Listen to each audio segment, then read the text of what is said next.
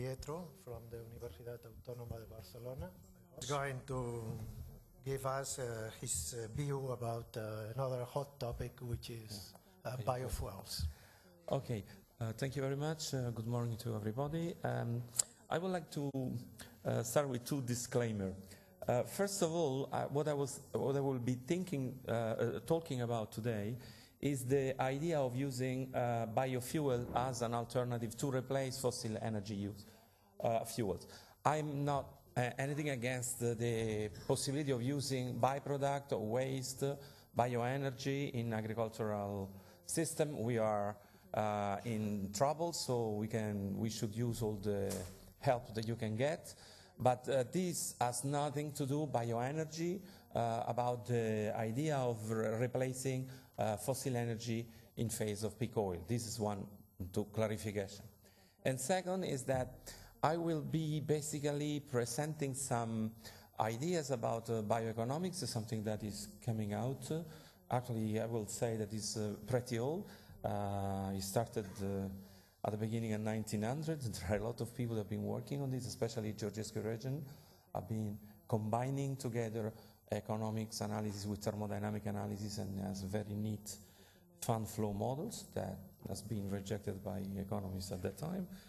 And so in a way this would be a metaphor to how to deal with alternative energy sources, to avoid to repeat with biofuel the same error that has been done with agro-biofuel. So the structure of the talk is what happened to common sense, some element of bioeconomics, then a check. It is a large-scale biofuel production, a viable and desirable alternative to fossil energy. And if we get some time, that at that point, like Charlie was saying before, biofuels is not an option. It is completely nonsense. How it is possible that we are spending all this money in these things? That there is a very clear and evident explanation. Let's see if we can get there. So, when looking for alternative fuels, does everything go? This is something that I was asked to review, that diesel engine fueled with salmon oil. And then when I was in Penn State, we got a big exhibition about corn stove, that you are using corn into the stove. That, by the way, it is much, much better than using biofuel, because then you produce corn and then you lose 80% of it to make beer and then distillate out the water from the beer. So it's much better to burn directly the food rather than going through the process from an energetic point of view. So at a certain point I was thinking about doing something funny. And it was, okay, so this is the ultimate win-win solution. We have fat people that they got liposuction, and then you get the fat and then you make diesel out of it. So I showed this to my wife and I said, no, I will show this to the students. After 5 minutes, my wife called me back. Mario, come here to look. There is a guy actually in New Zealand that is proposing to do this. He's making a big catamaran. He wants to sell it with the liposuction operation, that you can 10 pounds of fat will drive a car 50 miles. And he's going for the operation, he's looking for volunteers. That I would have done it if, but it's New Zealand, it's too far away, otherwise I would. So the point is, guys, what is going on here? Are we getting completely crazy? Everything goes here. What is a fuel and what is not? That is the first question. Otherwise, we will have someone proposing burn $100 bills that, you know, with at the moment, it will very well be valuable soon. So, many years ago, people were still thinking. And it was this guy that is a very famous guy, but unfortunately he was studying the agricultural sector with animal power. So, but it's a fantastic book. And at that time, also they were saying that we could use corn to produce fuels when oil will be over. And he said, this reminds me the famous quote attributed to Marie Antoinette: if the people have no bread, let them eat the cake. That, I mean, the story of civilization on this planet is due to the fact that we learn how to use oil to make food. And making oil with food is very impractical, a bizarre idea. So it takes some to get there. Okay, so how we got there? We got there because the first people that worked on bioeconomics, actually I'm very lucky to talk after Charlie. We have, by the way, I forgot to put a slide, so we have a conference, Advancing Energy Study, running any other year since '98, in which we gather more or less all the old guard of energy analysts, and nobody believed of the biofuel. If you ask Real, Charlie, whoever, Václav Smil, we had H.T. Odum, still he was alive, who else? Kozo Mayumi, Arendin, all those have been working on energy. We cannot understand how the people, every time at the conference we are more and more shocked by that this is something that we are discussing.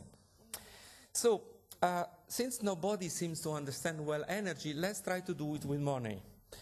If I tell you it is good to get in an investment in which you get 10,000 euros, of course, we have the banker here, so this is an insult. You have two things to say. First, how much I have to put in, and second, how long it will take to get the money back. For an energetic system, it's exactly the same. This is why I will try to do in terms of bioeconomics. So, like, if you get 10,000 out of 10 times in 1 year, it's a fantastic investment. If you have to put 1 million inside and you get in 5 years, it's a very bad investment. So my point is that biofuel belongs to the second option, and this is why we'll never get anywhere unless heavily subsidized as is done at the moment. This is the real problem with the ROI, energy return on investment, and there are two big aspects to be considered. That energy is a very tricky concept, is a semantic concept, is the ability to do something. But when you have to put numbers, then you have to formalize what energy is. In general, the technical way is to use exergy, but then you have to define a lot of things, you know, the speed, because you have this kind of trade-off, maximum power principle by H.T. Odum, and you know by car that if you go very quick, then you consume more oil than if you go less. So you cannot say how much energy you spend to go for 100 kilometers. It depends if you are using a truck or a motorbike and at which speed you are going. If you don't characterize this, you cannot do any analysis. And my point is that those that are talking at the moment of biofuel do not make any analysis, any of this distinction. So you have primary energy, that would be oil in the ground, accessible carriers, this would be the gasoline or electricity, would be here, and then you lose again energy to move from carriers to end use, useful work. At this point, this work either go in energy for energy, that you have to use it for making the energy, and one part of it goes to the society. We really don't care about how much energy go into the system, we care about how much energy we can use. So this defines the quality of an energy source. If you have an energy that 80, 90, 99% of the energy is making the energy source, this is not a good energy, because basically for you, you don't get anything out of it. This is very, very well known in anyone working on ecological thermodynamic things. You must have a system that will reproduce itself, so it has one part generating the hypercycle. This is called in ecological. Ulanovitz is the one that developed all the analysis of ecosystem in this way. So one part is generating the surplus, one part is spending it. In my family, this would be me getting the salary and the rest of my family spending it.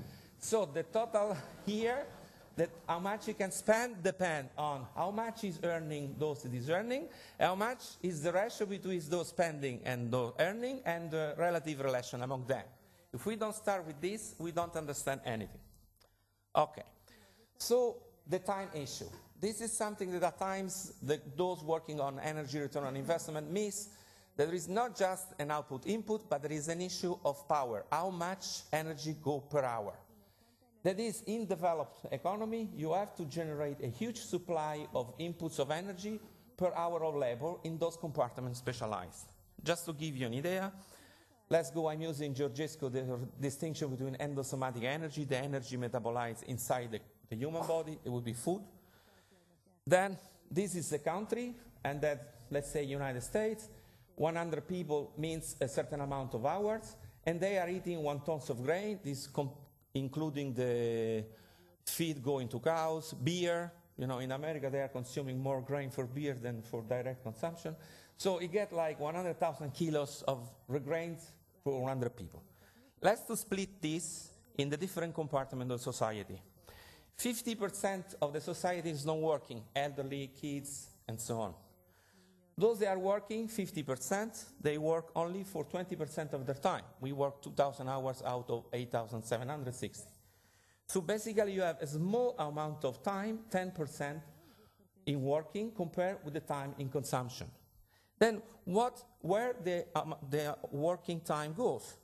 99% goes in other economic sectors, like in industry, services, agriculture, in energy sector. So in agriculture you get 1% of the 10%.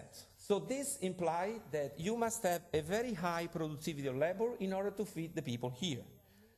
In this example, it should be a minimum of 67 kilos per hour.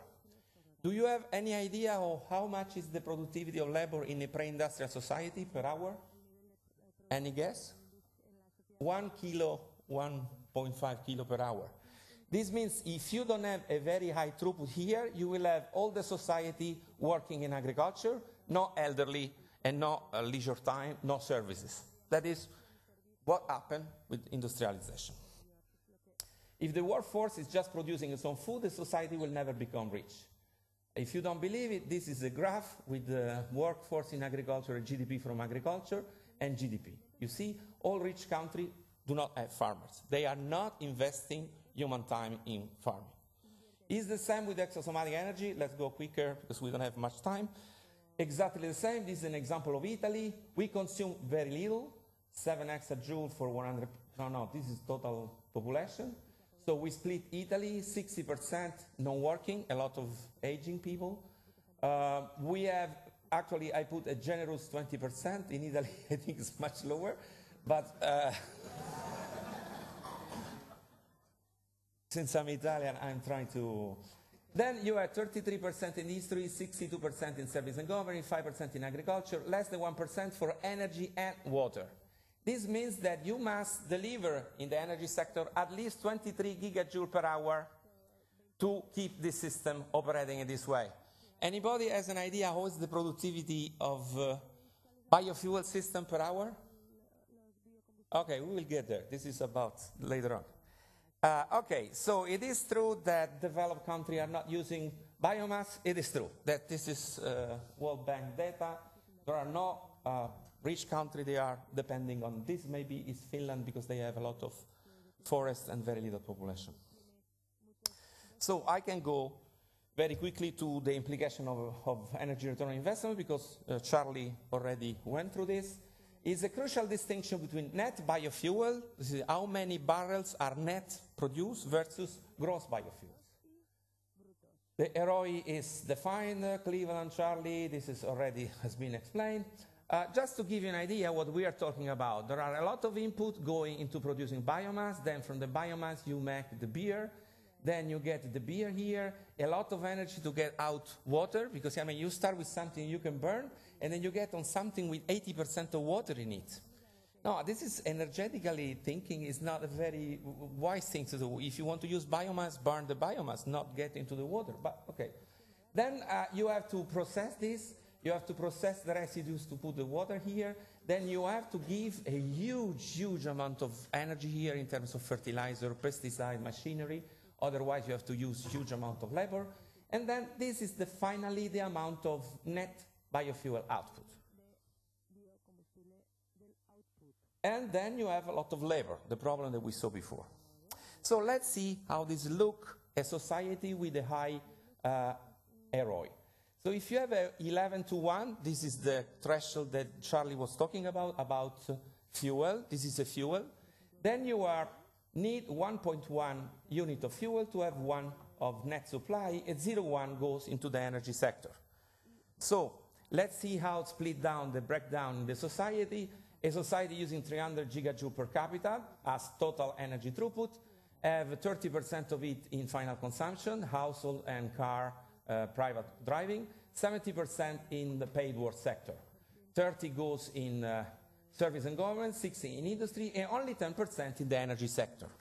Let's see what happens if you use biofuel using a very generous assessment given on science, 1.33 to 1, and see what happens. Then, if there is 1.33 to 1, and if it is true, because they are selling us the biofuel as something which is not generating CO2 emissions, so should be completely self-sustained.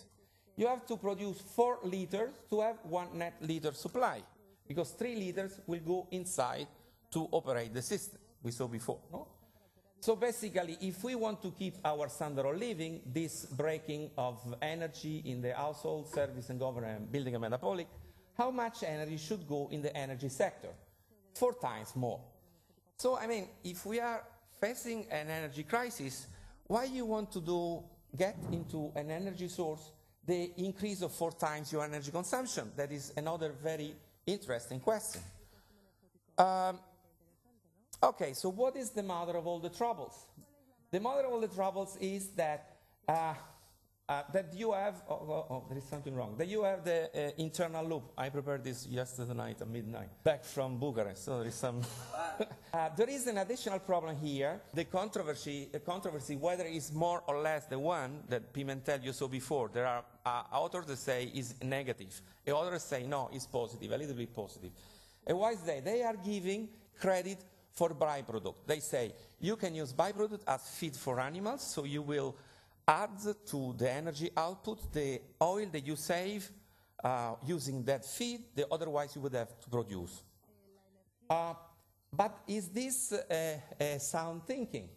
Okay, let's use the assessment done given credit for byproduct, parallel law of science, and then the 4 liters to have 1. Then to cover 10% of the 30% of US energy consumption, there will be 3%, you will generate 500 million tons of distilled dry grain byproducts. And this is 10 times the consumption of protein feed. So actually at this point you will have a major pollution problem because it's a very high BOD. So actually you should take out more energy because you have to process them. Okay, so let's very quickly, because I'm almost over. If you have, let's use the air metaphor, then you have something expected by society, and this is the actual energy sector, and you want to substitute. We look for hours and hectares of colonized land as constraints given by society. Labor requirement we saw already. Basically, we have only 1,000th of time going into the energy sector at the moment. This means that given this type of level of consumption, you will have between 20,000 and 40,000 megajoule per hour required to keep the same workforce. Just to give an idea, this is a picture from Charlie, actually. You don't know this? I got this from you, I think. Look what is something that is used at the moment to get coal out. This is something generating 10,000 trucks of coal with 7 workers, just to give you an idea. And this is biomass, you know, it's less than 1 gallon of gasoline, 2 persons. One providing the work, the other the driving indication. So what about land? Land, if you're looking at land per hectare, this is a fantastic picture. This is from Vagalos Mill. I think that only this picture says it all. This is the classic consumption per hectare of industrial countries. And this is the supply per hectare of biomass. This means that if you want to have a city, you must have a lot of land and very little city. And where is, at the moment, the energy supply per hectare of fossil energy? So where is biofuel here? Unfortunately, biofuel is even lower because you have to waste a lot of energy to move from biomass to biofuel. It goes in the wrong direction. So whereas before now we have oil getting into the city, going into the countryside. And this is 50% of our population, urban. Before we had countryside giving energy to the city. And we had less than 10% of population. It was not even urban. They were in small villages, but that's still only 10% of it. So let's very quickly, this is what required by society. This is what you can get from biofuel.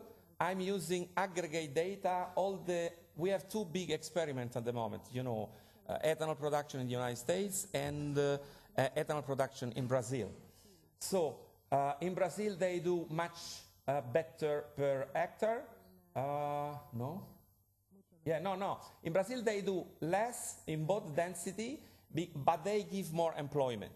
The United States do a little bit better in terms of intensity because they put much more capital in it. But however, the things are order of magnitude different from what would be required. Only 2 minutes to conclude, because this is I think the conclusion are really important.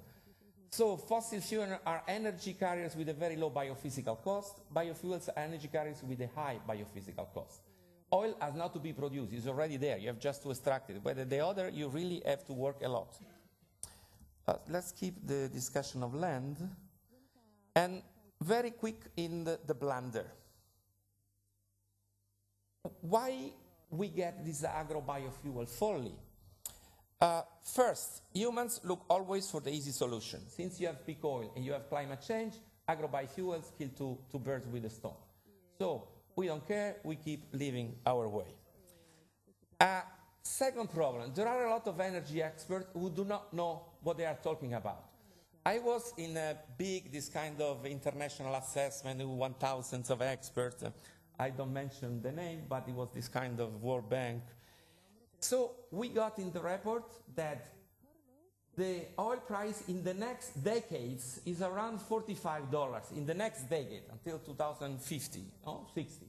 And this was in the year 2007. So since I was one of the lead authors, I said, guys, either you take out this sentence or I withdraw my name from the publication. Because this 3 times, every time I say, take out the sentence, nothing happens, take out the sentence. And then I get the reply from the big expert, writing in the year 2007. Thanks for the price. Then there is no physical reason in this world why the price should be higher than 45. This is written in the November 2007. No, this is the big expert of. So these are the experts that we are using to make prediction. The last thing that is the most important, biofuels are the last hope for the agonizing paradigm of industrial agriculture. WTO trade is cutting 80 billion and 19 billion of subsidies. Panic. What we do? We do biofuel. Biofuel is fantastic. It's the perpetual motion because you basically put all the energy, you will never have surplus, and is consumed inside the country so you don't distort any international trade. And then what happened? That 7-fold increase in the net income. Of all, if you're looking, Monsanto had 1.5 billion in the first quarter with biofuel things. Because of course these are subsidized, so you can put as much input you want, it's sure you will get the money. So get back, this is my last slide. If the people is without bread, then let them the cake. This is Marie Antoinette. But it is sure that this is just a factor of stupidity, because let's see, BP giving 500 million research program, focusing on renewable biofuels for road to Berkeley, where PATSEC is there, is the most active opponent. And you say, how this is possible? Because the advice is given by those making cakes. This is so obvious. The story is the biofuel is taking out the agro-biofuel. All the problem of agricultural universities, they are closing all over the planet because nobody is enrolling in university college. So they don't know from where. The Minister of Agriculture are closing. No, they are replaced by the Minister of the Environment because they are getting irrelevant. Monsanto, Syngenta, all these people are really serious about, losing their amount of money. So these biofuels has been the perfect fit for everybody. And even though in energetic terms doesn't make any sense. Again, I'm not saying about using biofuels from recycling things. This is a completely different point of view. But I mean, the folly is about we take out oil, we put biofuels, and we can keep doing whatever we want to do. That is the basic idea that behind the folly. Thank you. Sorry for...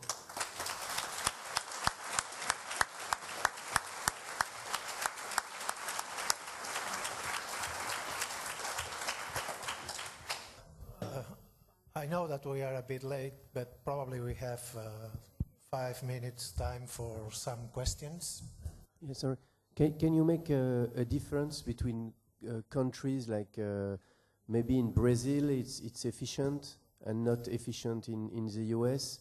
And what about, for instance, jatropha in Africa and India?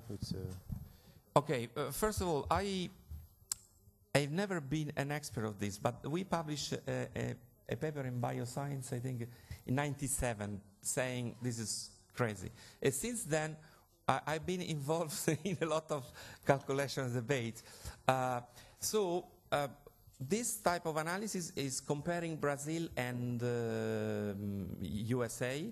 We are using data for this assessment. It's a book, the same book you are on, no? A book now out 2008 is called Renew.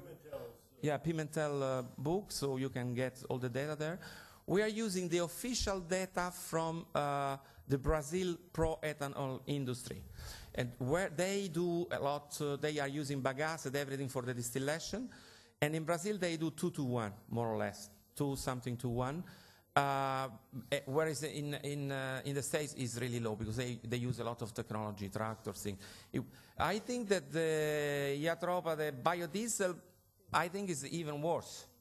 Because really it depends how you deal with the labor cost.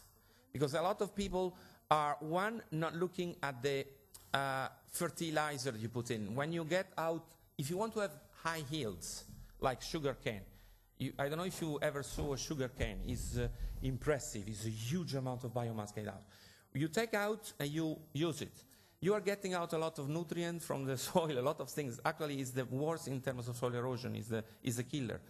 Either you put back nitrogen in it, and this is where you get 80% of the energetic cost to make the nitrogen, or you are mining the soil. So basically you are moving from mining the oil field to mining the soil. That is not a particular, it doesn't make any difference.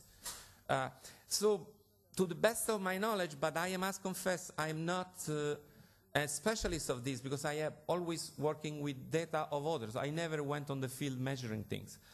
But since this is very hot debate, the data are this one, because Farrell, as on Science, they did an overview, I don't remember how many studies, and the discussion is 1.3, 1.6, 1.9 to 1.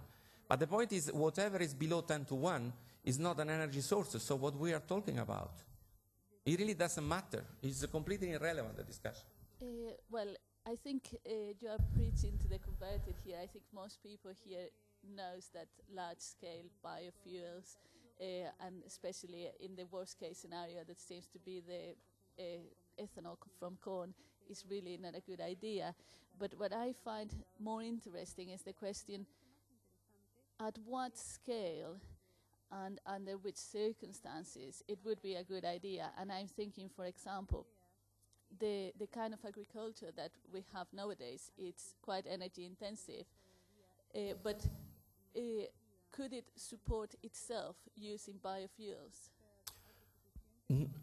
Okay, the point is that if you are not doing anything, you just plant by hand, you get a very high return, 30 to 1, 40 to 1, very high. But you have very low yield, less than 1 ton per hectare and 1 kilo per hour.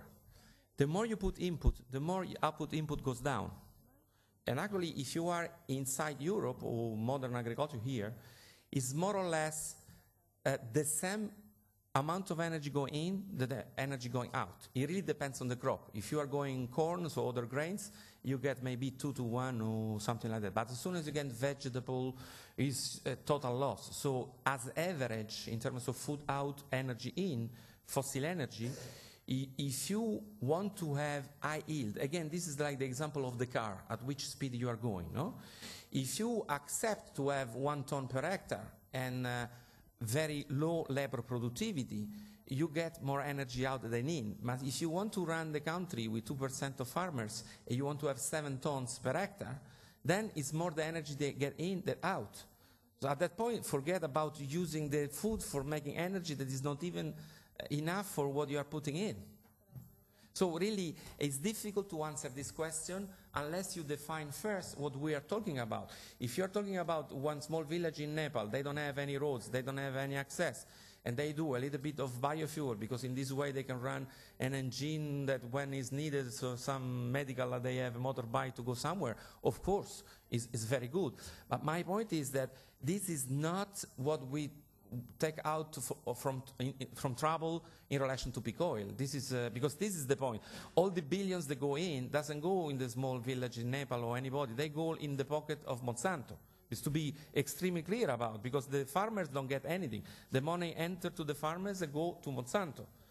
So this one has to be very sure. If you go in South America now, all these governments are nationalizing land that was based by community based for hundreds of years. They kick everybody up. They put monoculture.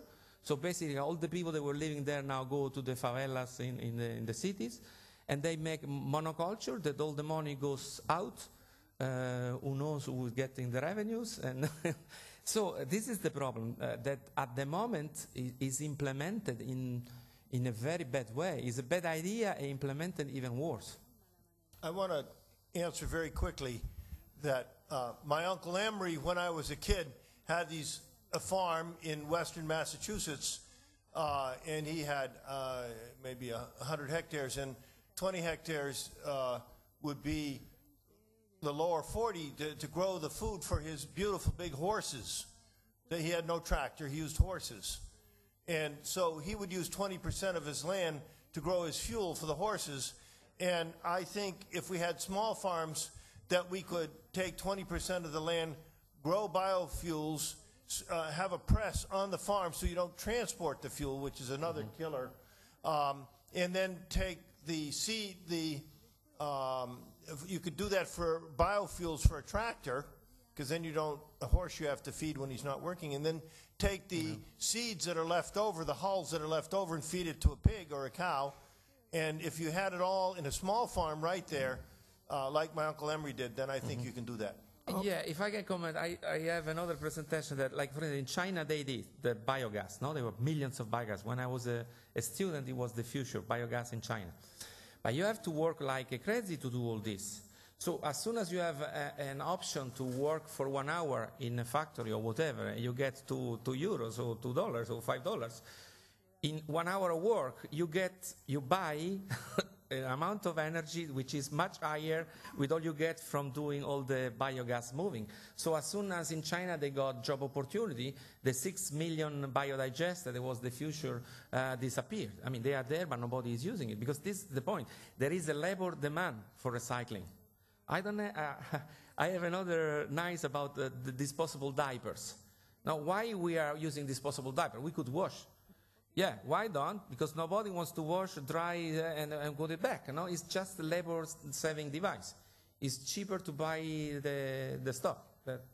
For the last quick question and last quick answer, please. I was very happy your ending remarks that you said it is different for recycling biomass, as I myself work for such a company who does gasification of recycled biomass for fuel production. Yeah. But I think if you watch the whole picture, and that is what you mentioned in the beginning, we have to consider the G and the steps of exergy loss in the whole society. So during the last 100 years or 150 years, we switched from coal via oil to gas, and so always came to a higher exergy level, which we could use for any purpose we wanted, yeah, and we did. And so all the engineers have in their minds that the investment should be very low, and you can use any energy quality for any reason you want. And this is going to shift now, I think, and I would be interested in your idea and also your work about exergy and exergy analysis. Okay, there are two questions here. One is that, again, I would like to be extremely clear. I am in favor of using as much as possible bioenergy, but I would rather go for pellets, gas, making electricity. But why you want to make beer with it? No, that is one point. And you can even make beer if this is justified by special local condition. What I'm totally against is giving money to big producer, transnational, screwing up everything, palm oil in Malaysia or whatever, affecting in a bad manner the way the option of development of local population. So this should be extremely clear. Then we can discuss as much as you want how to look for better way of using energy, especially if the price of fossil energy will go up. The problem with exergy, that exergy, this will get very technical, but you have to define an end state for exergy. So really this define what we are, the type of context in which you are operating. To give you a very simple example, if you are in the Philippines, you can use crop residues as a feed for beef production. It will be economically viable.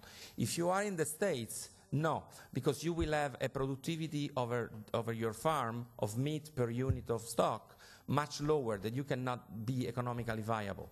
So if you do an analysis in exergy, the feed of crop residues are the same, no? The cows are the same.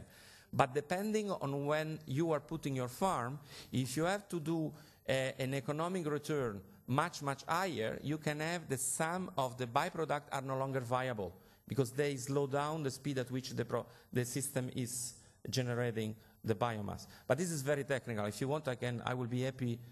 We have a paper on this.